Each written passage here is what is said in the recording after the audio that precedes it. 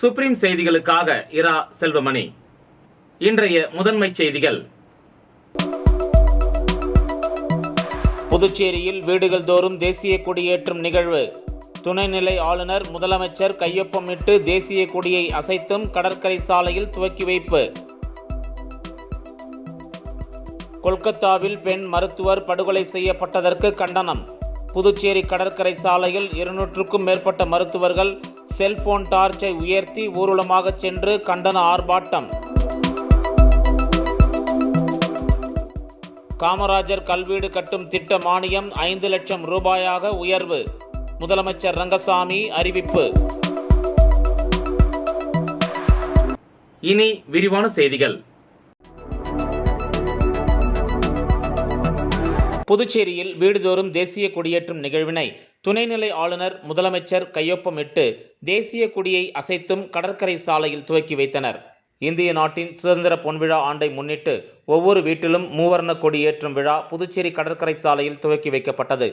August மாதம் 12ஆம் தேதி முதல் 15ஆம் தேதி வரை வீடுதோறும் கொடி ஏற்றுவோம் நிகழ்ச்சியினை துணைநிலை ஆளுநர் கைலாஷ்நாதன், முதலமைச்சர் ரங்கசாமி, அமைச்சர்கள், சட்டமன்ற உறுப்பினர்கள் பங்கேற்று கையொப்பமிட்டு தேசிய கொடியை அசைத்தும் துவக்கி வைத்தனர். தொடர்ந்து அனைத்து அரசு அலுவலகங்கள், வீடுகளில் ஏற்ற வேண்டுமென கேட்டுக்கொள்ளப்பட்டது. அதனைத் தொடர்ந்து தேசப்பற்று பாடல்கள் ஒலிக்க நடன மாணவ மாணவிகள் நடனமாடியதை அமர்ந்து ரசித்தனர். இந்த விழாவில் பல்வேறு துறை அதிகாரிகள் மற்றும் பொதுமக்கள் பங்கேற்றனர்.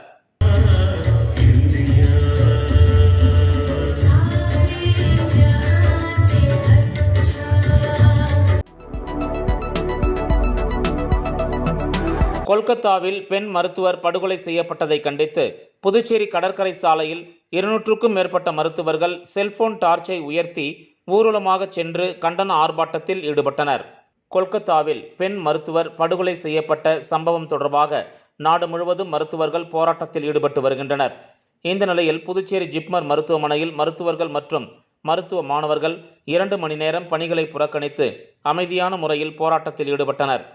அதனைத் தொடர்ந்து நேற்று மாலை புதுச்சேரியில் உள்ள அனைத்து மருத்துவக் கல்லூரி மாணவர்கள் மற்றும் மருத்துவர்கள் என 200க்கும் மேற்பட்டோர் கொல்கத்தா பெண் மருத்துவர் படுகொலைக்கு கண்டனம் தெரிவித்து கடற்கரை சாலையில் கையில் செல்போன் டார்ச் விளக்கை உயர்த்தி ஊர்வலமாக சென்றனர்.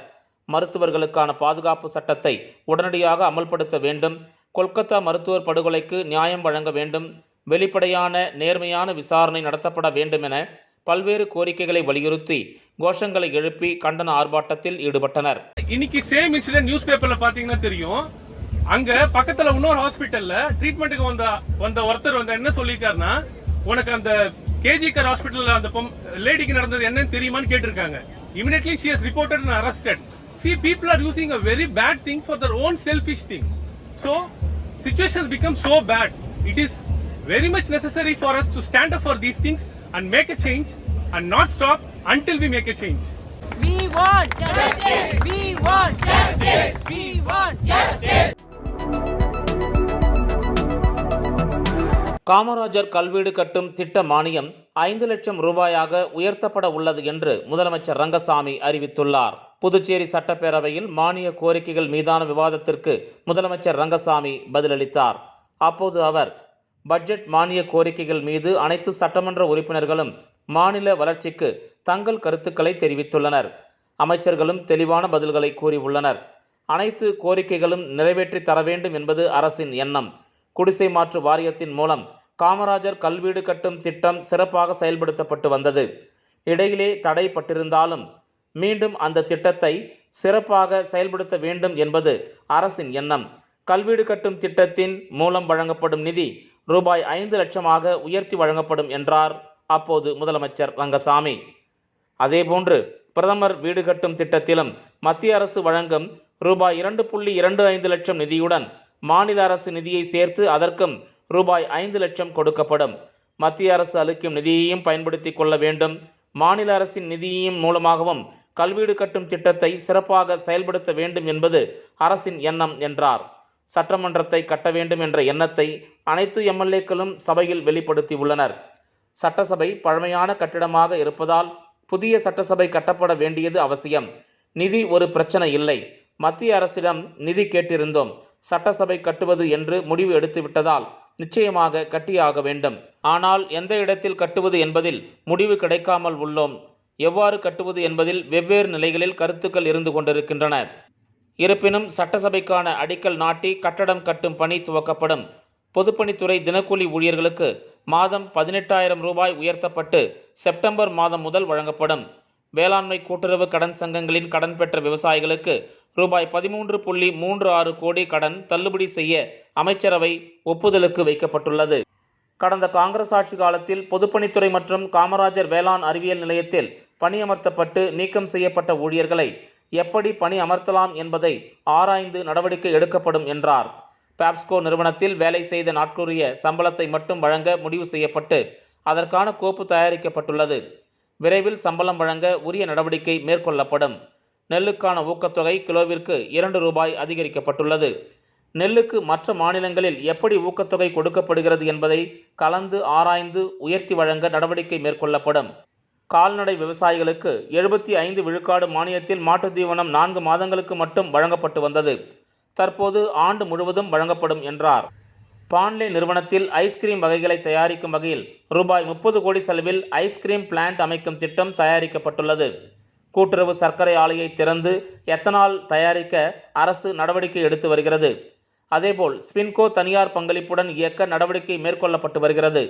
நலிந்த நிலையில் இருந்த அமுதசுரபி, கான்ஃபெட் ஆகிய நிறுவனங்கள் மீண்டும் புத்துயிர் பெற்று நடந்து வருகிறது. அங்கு பணிபுரியும் ஊழியர்களுக்கு சம்பளம் போடப்பட்டு வருகின்றது. புதுவையில் பஸ் வாங்க உள்ளோம். தமிழகம், கர்நாடகா, ஆந்திரா ஆகிய வழித்தடங்களில் பெர்மிட் வாங்கி இயக்க நடவடிக்கை எடுக்கப்படும். நிறைய பேருந்து விடுவதற்கு நடவடிக்கை மேற்கொண்டு வருகிறோம். நேரு வீதி, பெரிய மார்க்கெட் ஒவ்வொரு பகுதியாக கட்டப்படும். முதலில் மேற்கு பகுதியிலிருந்து கட்டுமான பணியை துவக்கச் சொல்லி இருக்கிறேன். அரசு துறைகளில் காலியாக உள்ள பணியிடங்களை விரைந்து நிரப்ப அரசு மிகுந்த கவனம் செலுத்தி வருகிறது என்றார். அறிவித்த எந்த திட்டங்களையும் அரசு விட்டுவிடாது. சில காரணங்களால் தாமதம் ஏற்பட்டாலும் அறிவித்த அனைத்து திட்டங்களையும் அரசு விரைந்து செயல்படுத்தும் என்று முதலமைச்சர் ரங்கசாமி சட்டப்பேரவையில் கூறினார்.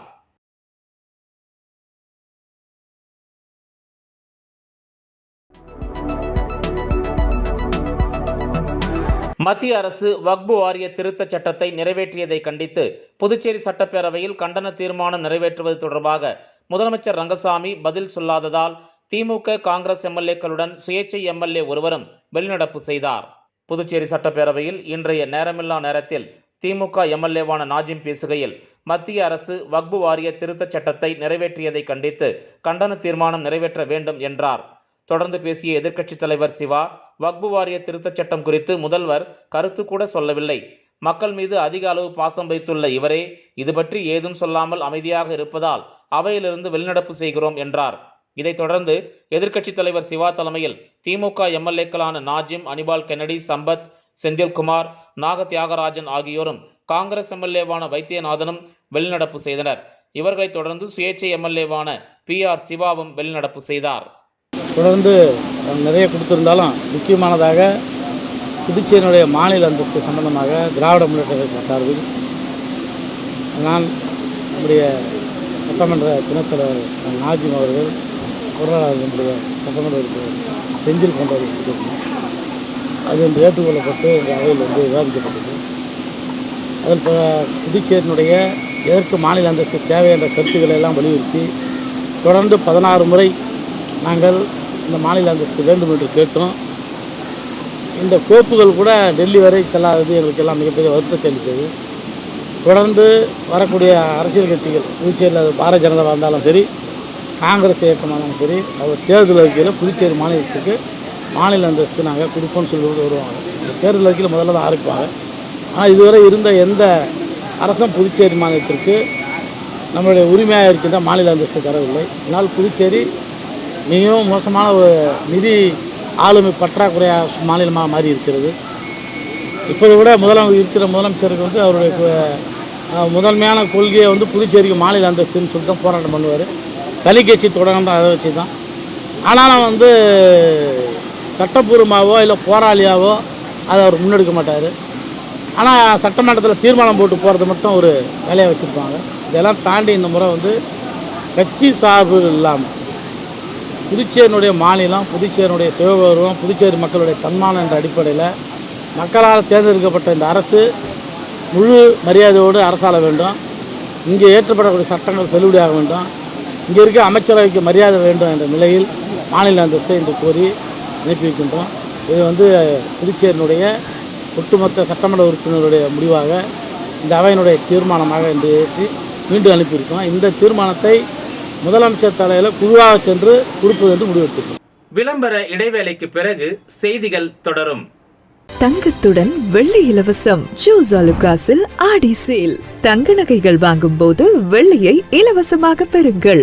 வைரங்களுக்கு 20% தள்ளுபடியுடனும் பிளாட்டினத்திற்கு 7% தள்ளுபடியுடனும் ஆடி சேலில் தங்க வைர நகைகள் வாங்கிட இன்றே வருகை தாருங்கள். ஜோஸ் அலுகாஸ். செய்திகள் தொடர்கின்றன.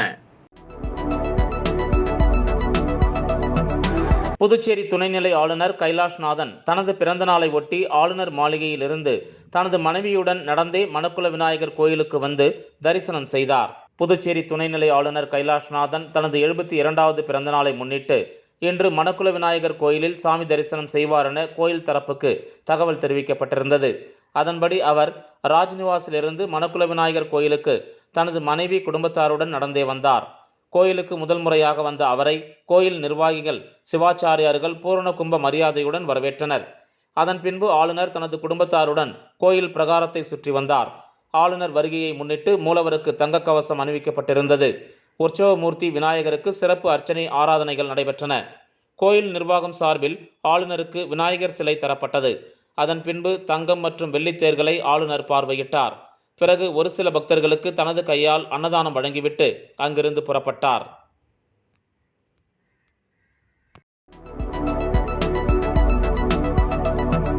முத்தியால்பேட்டை தொகுதிக்கு உட்பட்ட காமராஜர் அரசு ஆண்கள் மேல்நிலைப் பள்ளியில் பயிலும் 11ஆம் வகுப்பு மாணவர்களுக்கு இலவச மடிக்கணினி இணை தொகுதி சட்டமன்ற உறுப்பினர் பிரகாஷ்குமார் வழங்கினார். புதுச்சேரி அரசு சார்பில் முத்தியால்பேட்டை தொகுதிக்கு உட்பட்ட காமராஜர் அரசு ஆண்கள் மேல்நிலைப் பள்ளியில் இலவச மடிக்கணினி வழங்கும் விழா நடைபெற்றது. இந்த விழாவில் தொகுதியின் சட்டமன்ற உறுப்பினர் பிரகாஷ்குமார் கலந்து கொண்டு 11ஆம் வகுப்பு பயிலும் 45 மாணவர்களுக்கு இலவச மடிக்கணினி இணை வழங்கி சிறப்பித்தார். இந்த நிகழ்ச்சியில் பள்ளி தலைமை ஆசிரியர், ஆசிரியர்கள் மற்றும் சட்டமன்ற உறுப்பினரின் ஆதரவாளர்கள் உள்ளிட்டோர் கலந்து கொண்டனர்.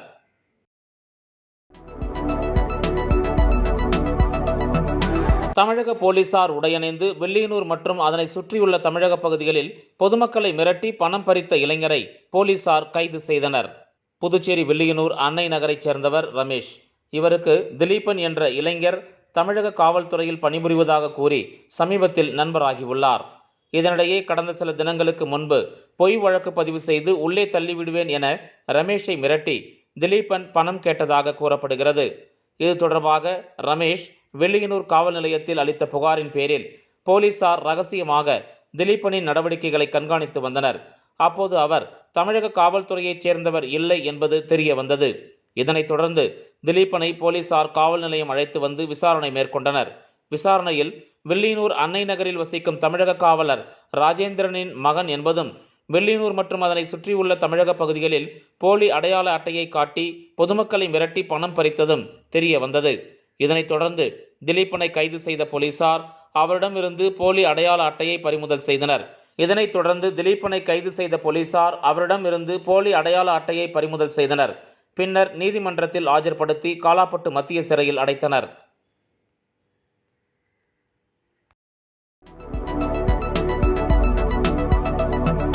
புதுச்சேரி தொண்டமானத்தம் கிராமத்தில் அமைந்துள்ள ஸ்ரீ பிடாரி மீனாட்சியம்மன் கோயில் தேரோட்டத்தினை அமைச்சர் சாய்ஜே சரவணன்குமார் வடம் பிடித்து துவக்கி வைத்தார். ஊசுடு சட்டமன்ற தொகுதிக்கு உட்பட்ட தொண்டமானத்தம் கிராமத்தில் அமைந்துள்ள ஸ்ரீ பிடாரி மீனாட்சியம்மன் கோயில் தேர் திருவிழா கடந்த 7ஆம் தேதி துவங்கியது. முக்கிய விழாவான தேர் திருவிழாவை முன்னிட்டு கிராமத்தில் ஒவ்வொரு வீட்டு வாசல் முன்பும் ஆடுகள் பலியிடப்பட்டன. சாலையில் உள்ள ஆடு ரத்தத்தின் மீது தேர் செல்லுவது இந்த கோயிலின் தனிச்சிறப்பாகும். அதன்படி கிராமம் முழுவதும் நூற்றுக்கணக்கான ஆடுகள் பலியிட்டு ரத்தம் சாலையில் விடப்பட்டன. குழந்தை பேறு இல்லாதவர்கள் இக்கோயிலில் அம்மனுக்கு படையலிட்டு இரத்த சோறு சாப்பிட்டால் குழந்தை பாக்கியம் கிட்டும் என்பது ஐதீகம். அதனைத் தொடர்ந்து நடைபெற்ற பிடாரி மீனாட்சியம்மன் கோயில் தேரோட்டத்தை அமைச்சர் சாய்ஜே சரவணன்குமார் உட்பட திரளான பக்தர்கள் கலந்து கொண்டு வடம் பிடித்து இழுத்து அம்மனை வழிபட்டனர். மேலும் விழாவில் கலந்து கொண்ட பக்தர்கள் சுமார் 5000த்திற்கும் மேற்பட்ட நபர்களுக்கு கிடா விருந்து வழங்கப்பட்டது. இந்த நிகழ்ச்சியில் முன்னாள் சட்டமன்ற உறுப்பினர்கள் தீப்பாய்ந்தான், கார்த்திகேயன், வையாபுரி மணிகண்டன் உட்பட திரளான பக்தர்கள் கலந்து கொண்டு சாமி தரிசனம் செய்தனர்.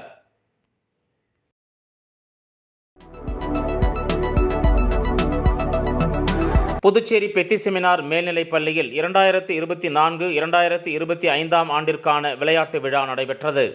புதுச்சேரி பெத்தி செமினார் மேல்நிலைப் பள்ளியின் 2024-2025 ஆண்டின் விளையாட்டு விழா புதன்கிழமை காலை 8:30 மணியளவில் உப்பளம் பெத்தி செமினார் தொடக்கப்பள்ளி விளையாட்டு மைதானத்தில் நடைபெற்றது. இவ்விழாவிற்கு பள்ளி முதல்வர் அருட்திரு தேவதாஸ் அடிகளார் அவர்கள் தலைமை தாங்கி வரவேற்புரை நிகழ்த்தினார். விழாவில் சிறப்பு விருந்தினராக பள்ளியின் முன்னாள் மாணவர் உயர்திரு முனைவர் எஸ். பாஸ்கரன் PPS அவர்கள், சமூக வலைதள புலனாய்வு காவல்துறை கண்காணிப்பாளர் கலந்து கொண்டு விளையாட்டு போட்டிகளை தொடங்கி வைத்தார்.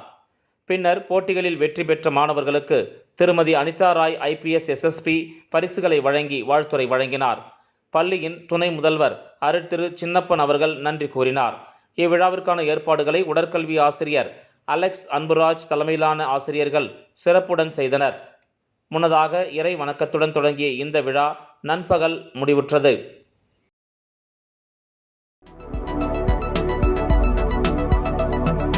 புதுச்சேரிக்கு மாநில அந்தஸ்து தேவை என மத்திய அரசை வலியுறுத்தும் தனிநபர் தீர்மானங்கள் அரசு தீர்மானமாக இன்று பேரவையில் நிறைவேற்றப்பட்டது. புதுச்சேரிக்கு மாநில அந்தஸ்து வழங்க வேண்டும் என்று எதிர்க்கட்சித் தலைவர் சிவா, திமுக MLAக்கள் நாஜிம், செந்தில்குமார், அரசுக்கு ஆதரவான சுயேட்சை MLAவான நேரு ஆகியோர் தனி உறுப்பினர் தீர்மானங்களை பேரவையில் இன்று கொண்டு வந்தனர். இதனைத் தொடர்ந்து பேசிய முதலமைச்சர் ரங்கசாமி, புதுச்சேரிக்கு மாநில அந்தஸ்து வேண்டும், அதை பெற்றே தீர வேண்டும். இது தொடர்பாக பிரதமர், உள்துறை அமைச்சர், நிதியமைச்சர் ஆகியோரை டெல்லிக்கே சென்று நேரில் சந்தித்து வலியுறுத்துவோம். நாடாளுமன்ற உறுப்பினர்களிடம் வேண்டுகோள் வைப்போம். மாநில அந்தஸ்தை பெற்றே தீர்வோம். அதற்காக இந்த தீர்மானத்தை அரசு தீர்மானமாக நிறைவேற்ற வேண்டும் என்றார். இதையடுத்து மாநில அந்தஸ்து கோரும் தீர்மானம் அரசு தீர்மானமாக நிறைவேற்றப்பட்டது. ஏகமனதாக நிறைவேற்றப்பட்ட இந்த தீர்மானம் மத்திய அரசுக்கு அனுப்பி வைக்கப்படுவதாக பேரவைத் தலைவர் செல்வம் தெரிவித்தார். இந்த தீர்மானம் பேரவையில் 15வது முறையாக நிறைவேற்றப்பட்டுள்ளது என்பது குறிப்பிடத்தக்கது.